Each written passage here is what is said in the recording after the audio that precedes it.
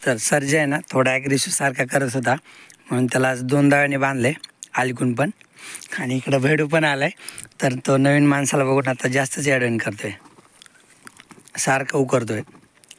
तो पलीकडं पण उकरत होता आणि त्याने शिंगाने हे झाडाला असं खराब करत होता झाड. म्हणजे ह्याची साल जर त्यांनी अशी शिंगाने सारखी काढली ना तर झाड मग वाळून जातं. जसं की ह्या चंदनाची साल निघली त्याच्यामुळे वरती चंदन वाळून गेला आहे. तो हा लिंब खराब व्हायला नको आणि त्याचं पण शिंगाला काय खराबी वगैरे होईल. आणि इथं पण त्यांनी झाडाला खराबी केली, इकडून पण घासले, तर त्याच्यामुळे त्याला मग 2 दाव्याने बांधलं आहे. आणि तो सारखा खाली शिंगाने उकरतो, पायाने उकरतो, थोडा ॲग्रेसिव्ह सारखा करतो आहे. त्याच्यामुळे त्याला आज 2 दाव्याने बांधले. म्हणजे असं जवळ गेल्यावर काहीच करत नाही तो, फक्त नवीन माणसाला बघून ह्याचं असं आहे. आणि तो चिमण्या एकदम आरामात बसला आहे.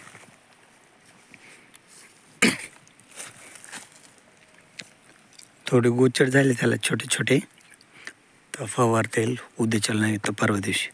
आणि इथले वासरं तिकडं बांधलेत पलीकडं, थोडंसं त्यांना पण पाय मोकळं व्हायला. आणि हे भैडूवाला त्याच्यामुळं बैल तसा करतोय, भैडूमुळं 2 दाव्याने बांधावं लागलं त्याला. आणि तो सारखं बघतोय. तो कधी इकडं 11 वाजता बांधला असेल तर तेव्हापासून तो आणखीन बसलाच नाही त्या जागेवर. आता 3 वाजलेत, तर तो सारखं उकरतोय, इकडं बघतोय. आणि हे पिल्लू ह्याला पाटीत खायला ठेवलं आहे, म्हणजे ते हळूहळू खायचं शिकन. तसं ते मातीत जास्त खातं, पण तरी पण म्हणजे थोडं कधी टाईमपास करून करून मग खायचं शिकेल ते.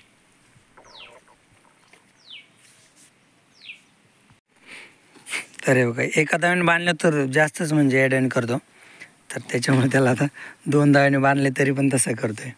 आणि मी वरती बांधला होता, पण म्हटलं आता थोडा बसेल, पण त्याची बसायची इच्छाच नाही दिसत. आणि इथलं सगळं आईचं आणि माती त्यांनी पायाने मागं ढकलली, तर त्याची ती शिंगातली दोरी काढतो आणि मी लांब जातो, म्हणजे थोडा थंड होईल. म्हणजे असं शांत आहे, काहीच करत नाही, दोरी वगैरे काढून देतो, पण ते लईच ॲग्रेसिव्हने करायला आहे. नवीन कोणी बघितलं ना जवळ आलेलं की मग अशी माती वगैरे उकरतो, म्हणजे लोकल भाषेत त्याला खळ्या खांदे म्हणतात, तर तसं करतो. आणि आता बघा भैडू इथलं उठून तिकडं कोट्याकडे गेला ना, तर तो आता शांत झाला.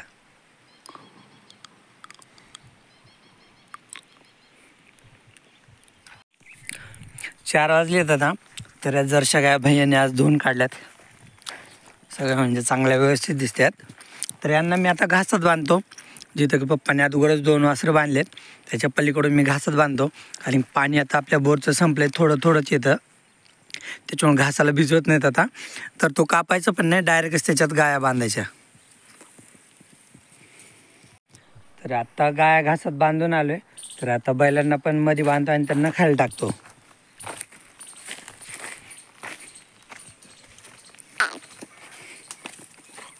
चिमणे. आणि हे वासरांना पण खायला ठेवतो. बैलांना खायला ठेवलंय, तर ह्या पाटीत घेतले वासरांना खायला, आणि चिमण्या पण खातोय तिकडं. तर तेव्हा आता सारखं लक्ष देतं जवळ कोणी आलं तर, आजकाल जास्त ॲग्रेसिव्ह होतो. आता कुट्टी इकडं वासरांना ठेवतो, तर ह्यांच्यामध्ये ठेवतो. सगळ्या ह्यांना 2 पाट्यात ठेवली ती, आता एका पाट्यात ठेवतो. थांब, नाही थांब, पडशील. तर हे आलं इकडं खायला, हे इकडून गुंतलेलं काढतो, तर हे पण त्याच्यातच खाईल. दोन्ही एका पाटीत खातात.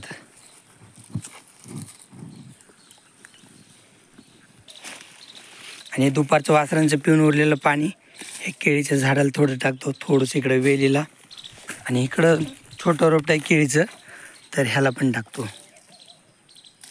आणि उरलेलं परत ह्याला.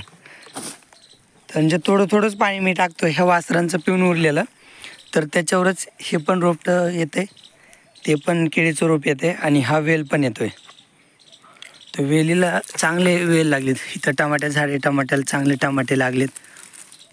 ह्याला असं बांधायला पाहिजे. आता वेळ भेटल्या एखाद्या वेळेस मी ह्याला असं बांधून घेतो वरती, म्हणजे जास्त टमाटे लागतील.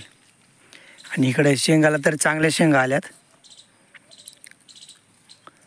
शेंगा पण याच्या भाज्या पण झाल्यात आणि फुलं पण भरपूर आहेत ह्याला.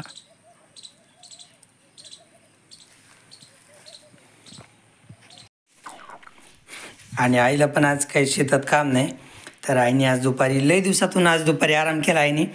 आणि आराम झाल्यानंतर मिरच्या खोडीती, म्हणजे मिरच्याचे देठ काढते बाजूला, ह्या अशा फ्रेश करून ठेवते. मग ह्या वाळू घालायच्या. वाळ्या पण काढायला जमतात, पण आता आईला आज पण काही काम नव्हतं शेतातलं, त्याच्यामुळे मग घरी बसल्या बसल्या आईने एवढं केलं. त्या मटक्यातला गुलाब चांगला आला आहे. झाडांना पण पाणी घातले फुलांच्या. जोपर्यंत पाणी आहे तोपर्यंत मग द्यायचं छोट्या छोट्या झाडांना. आणि ही रातराणी ना, हिचा वास खिडकी उघडी असल्यानंतर ह्या रूममध्ये भरपूर येतो. म्हणजे तसंच आपल्या सगळ्या घरापर्यंत पार रस्त्यापर्यंत वास जातो तिचा, पण ह्या रूममध्ये जास्त येतो तिचा, कारण की रूम एकदम जवळच आहे रातराणीच्या, इथंच आहे रातराणी, त्याच्यामुळं. आज पाणी हे इथं चालू आहे नेपियरमध्ये. नेपियरच्या बाजूला जी ज्वारी ती आहे हुरडा, आणि जे की आणखीन 7-8 दिवस लागतील ह्याला यायला. म्हणजे जे कणीसमध्ये दाणे भरायला 7-8 दिवस लागतील. मग ज्वारी ह्याच्यात आल्यानंतर त्याच्यानंतर पक व्हायला त्याला 5-6 दिवस, म्हणजे 10-12 दिवसांनी हा हुरडा खायला येईल. तर म्हणजे सगळे निसवून झाले, पण ह्याच्यात काही दाणे नाही भरले आणखीन. आणि हा हुरडा आहे, आणि साईडची ज्वारी, ज्याचं की कणीस लगेच ओळखू येते, मोठं कणीस असं भरलेलं. आणि बाजूलाच हा गहू, तर ह्याचं पण आता निसवायला चालू होणार आहे. हो, तर हे बघा, हे असं इकडनं 2-3 दिवसात निसवेल. हा हुरड्याच्या शेतात आलतो, तर यांच्या जागा पण बदलल्या, हिची आणि राणीची. आणि थोडा हुरडा पण खाल्ला कच्चा. आणि आता हुरडा घरी नाही न्यायचा, कारण ह्याचा कलर पांढरा आहे, पांढरा झाला थोडासा निबर. आणि घरी आम्ही सारखं खातो ना, त्याच्यामुळं मग असं खाऊ पण वाटत नाही, म्हणजे थोडा निबर झालेला, त्याच्यामुळं आज नाही न्यायचं घरी हुरडा.